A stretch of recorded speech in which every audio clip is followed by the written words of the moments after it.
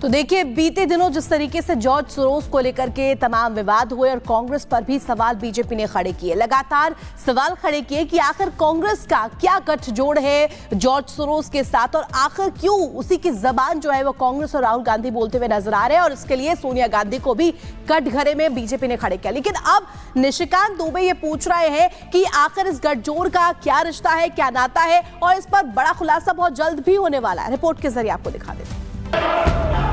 गद्दारी करते हैं।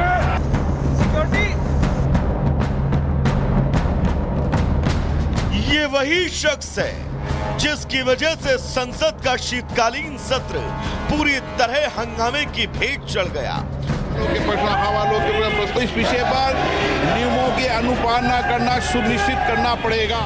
सोरोस पर यह आरोप आम है कि वो दुनिया के कई देशों की राजनीति और समाज को प्रभावित करने के लिए अपना एजेंडा चलाते हैं। ऐसे में सवाल है कि क्या संसद में विपक्ष हंगामे के पीछे सोरोस का हाथ है, क्योंकि बीजेपी कांग्रेस पर यही आरोप लगाती रही है। दरअसल गौतम अडानी विवाद को लेकर सरकार पर दबाव बनाने की कोशिश कर रही कांग्रेस अब जॉर्ज सोरोस के मसले पर उलझ गई है। बीजेपी ने जॉर्ज सोरोस के बहाने कांग्रेस के शीर्ष नेतृत्व को कटघरे में खड़ा कर दिया है।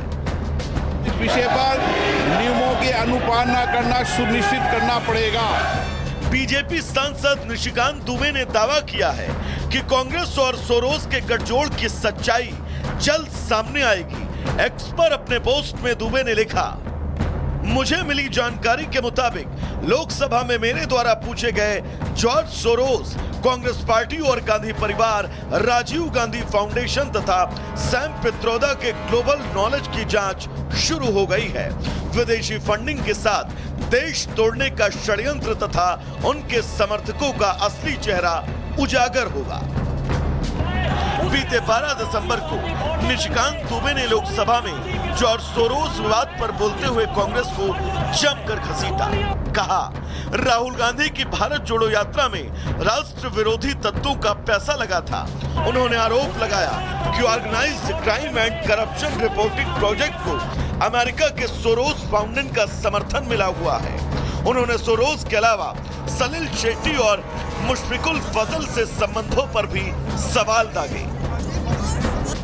एफडीएल-एपी जो कश्मीर को अलग देश मानता है, उसके साथ राजीव गांधी फाउंडेशन के सोनिया गांधी के साथ क्या संबंध है, जिसको सोरोस फंड करता है? सोनिया और सोरोस का रिश्ता क्या है? सोरोस पर संसद में ऐसा संग्राम छिड़ा कि पूरा शीतकालीन सत्र हंगामे की भेंट चढ़ गया। संसद का कामकाज ठप रहा और जनता के मुद्दे बहुत पीछे छूटे। लेकिन इस विवाद के बीच कई सवाल भी खड़े हुए। अमेरिकी अरबपति जॉर्ज सोरोस के सोनिया गांधी के साथ आखिर क्या संबंध है? क्या सोनिया गांधी ने जॉर्ज सोरोस की संस्था के साथ कोई डील की है? क्या कांग्रेस पार्टी ने जॉर्ज सोरोस के साथ कोई डील की है? इन तमाम सवालों को लेकर बीजेपी कांग्रेस पर हमलावर है। अडानी के बहाने बीजेपी को घेरने का कांग्रेस का दांव अब फेल हो चुका है, क्योंकि कांग्रेस अब बीजेपी के सोरोस दांव में उलझ सी गई है। Bureau report, Republic Bharat.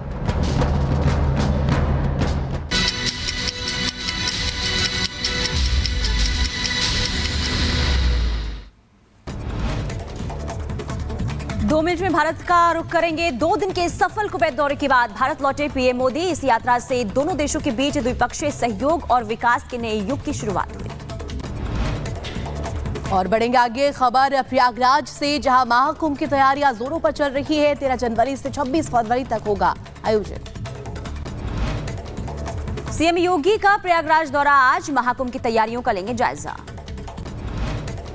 संभल में मिला एक और कूप, महंत और श्रद्धालुओं ने की खुदाई। 8 फीट की खुदाई के बाद निकला जल। संभल में 150 साल पुरानी बावड़ी का वीडियो भी सामने आया है। संभल के शिवनाथ तीर्थ मंदिर परिसर का मामला है।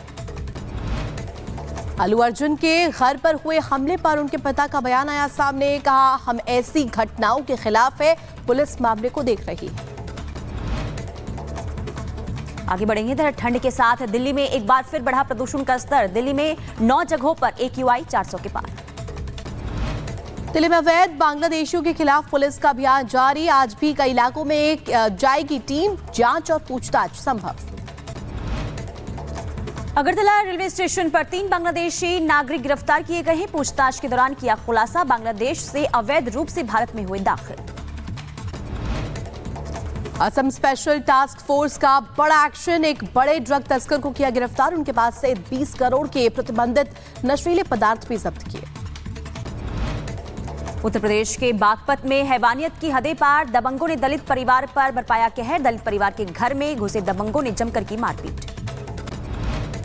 उत्तर प्रदेश के बुलंदशहर में डाकपाल के सामने आई कूदकर आत्महत्या की है। 2.5 करोड़ के गबन के आरोप में सीबीआई कर रही थी पूछताछ। और इधर गाजियाबाद क्राइम ब्रांच का एक्शन देखने को मिला। मोबाइल टावरों से सामान चोरी करने वाले 5 गिरफ्तार, 7 करोड़ का माल बरामद।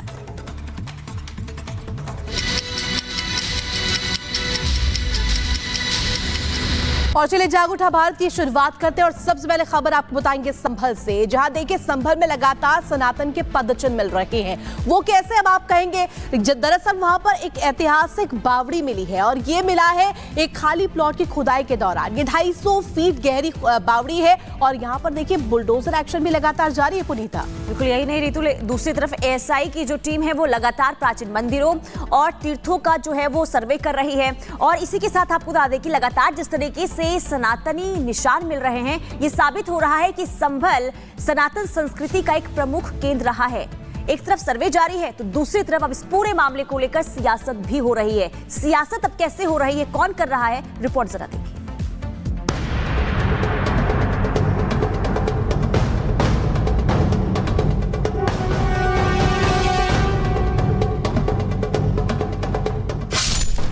जमीन की खुदाई,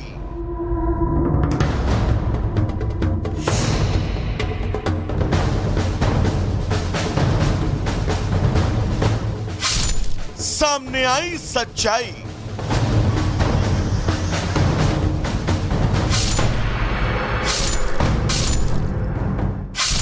संभल में सनातनी सच।